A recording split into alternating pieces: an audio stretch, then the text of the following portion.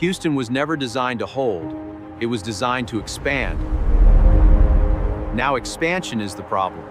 Houston sits on clay. The city slowly sinks under its own weight. Every year, parts of the ground drop by several centimeters. 2,500 kilometers of bayous run through the city. Not decoration, the drainage system. Houston has no zoning code. Anything. Anywhere. The plan was growth itself. 40% of Houston's economy runs on oil. The energy transition doesn't kill the city. It restructures it. 71% of Houston workers drive alone. The transit system exists. But the city was built for the car. Over 100 days a year, above 90 degrees. Outdoor space is becoming conditional. What Houston once called a 100-year flood now arrives every 4 to 6 years. The threshold has shifted. The bayous are being engineered. Nature is being replaced with controlled volume. 1 in 12 Houston homeowners has already dropped flood insurance. Departure is not forced. It is made inevitable. ERCOT operates without interstate backup. Demand doubles every heat event. The grid is building redundancy.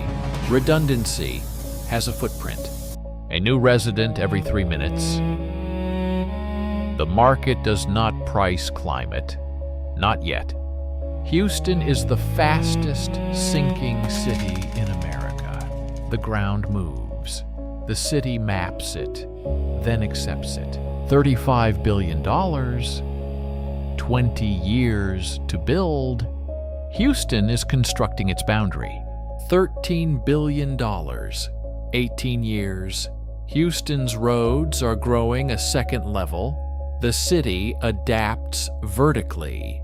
40% of Houston jobs tied to oil. The sector doesn't collapse. It converts. Harris County has bought over 2,500 flood-prone properties. Some neighborhoods don't get rebuilt. They become water storage. $3 million, 27 blocks. Houston is building shade because the street is no longer usable without it. Houston's third attempt at mass transit. This time the pressure is not political. It's structural. 26% of downtown Houston is parking lots. The city is filling itself in, one empty lot at a time. 4,000 homes already bought and demolished. Departure is not forced. It is made inevitable. The county buys the land, demolishes the homes. What was a neighborhood becomes a retention basin. Harris County home prices up 43% since 2018. The inner loop is the safe zone. Safety has a price. After successive grid failures during heat events, critical infrastructure moves indoors. The grid hardens. Drought years alternate with flood years. Houston builds for both. Not abundance, variance. Inner loop population up 20% since 2018. Affordable housing retreats outward. Outward is where it floods. $13 billion in highway construction. And the road begins converting. Not replacement, adaptation. The coastal barrier closes. Galveston Bay is now a managed water body. The Gulf is on the other side of a wall. The bayou still flows. Nothing about it is natural anymore. A second ground level forms. Buildings connect at the second floor. The street becomes infrastructure. Ground level logistics become flood vulnerable. The supply chain moves up. The street level economy is replaced by a managed vertical system. Houston opened 80 cooling centers in a single day after Beryl. Public buildings become civic infrastructure. Capacity is finite. Access is managed. The complex doesn't collapse. It concentrates. The industry that built Houston now occupies a smaller footprint. Houston's 2026 budget deficit, $320 million. Climate events cost, services contract. The budget adapts or it breaks. By 2065, Houston has two functional zones, the protected inner system and the managed decline outer ring. Same city, on paper. Water is managed in real time across the entire Bayou network. The city acts before the storm arrives. Prediction replaces reaction. Transit reaches the inner zone. Outside it, the car is still the only option. Access becomes geography. Houston already has Texas's largest rooftop farm. Supply chain failure accelerates what efficiency could not. The city grows from above. The sorting completes quietly. Those with resources stay inside the protected zone. Everyone else moves out or out of the city. Texas approved $1.8 billion for microgrids. The grid becomes a backup, not a dependency. Houston's infrastructure useful life, 56% in 2024. The outer edge costs more than it returns. It contracts not from policy, from cost. The drainage system runs at design capacity. No margin remains.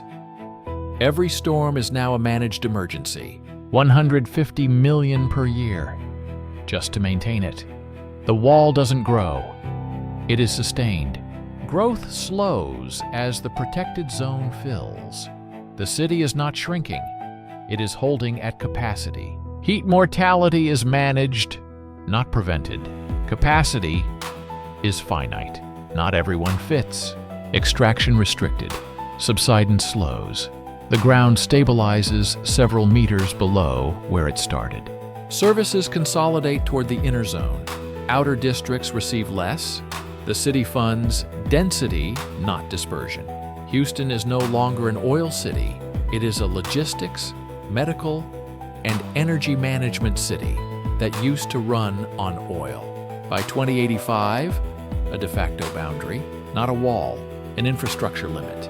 Beyond it, no guarantee. The bayou moves water and people simultaneously. Function and access, same structure, strictly managed. Generation, storage, distribution.